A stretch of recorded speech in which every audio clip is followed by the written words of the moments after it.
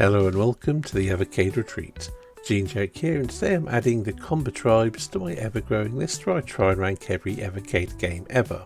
The Combatribes, or Combatribes, or Combatribes, is a 1 to 3 player beat 'em up which can be found on the Techno's Arcade Collection 1. It's a side-scrolling beat 'em up where you control one of 3 big chunky meat-headed guys who stands about 7 feet tall, and you go around beating up innocent bystanders because you're a big ugly meathead. But you claim that they're gang members to justify your action. Just because they're bikers doesn't mean they're bad dudes. That's a whole different game series. Okay, the idea is you're going around beating up gangs. If you put your controller in the port 1 of the Evercade VS, you'll control Guile from Street Fighter 2 in a different outfit and go and smash some heads.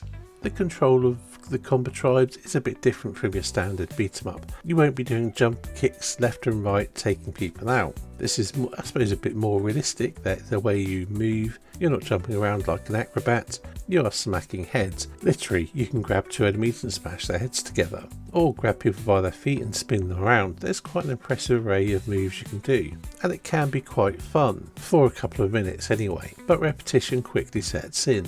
Unless you do actually have some real life friends to play with, then the game comes alive. Which I'd say is probably true of most beat 'em ups, but it seems particularly egregious here. But aside from that, on the graphics front, the game has a pretty good look to it. It certainly looks distinct anyway, and it's well done. The sound effects are suitably meaty and impactful, and the music's not too bad either. But as you can tell, I'm not a massive fan of the gameplay here. It just doesn't flow as well as most beat 'em ups in my opinion. But I like that it's doing something different, and the variety of moves you can do that is quite satisfying. And as I said, with multiplayer, it is a lot more enjoyable.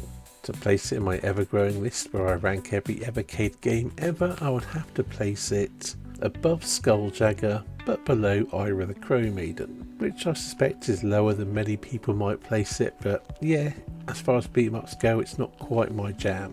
And in case I didn't mention it earlier, as I mentioned about playing as player 1 and getting the Guile looking character, if you want to play as any of the other 2, you have to use different ports of the Evercade VS to play as them. So on the handheld, you're stuck as the Guile wannabe. Anyway, that's it for this video. Thanks for watching, and I'll see you in the next one.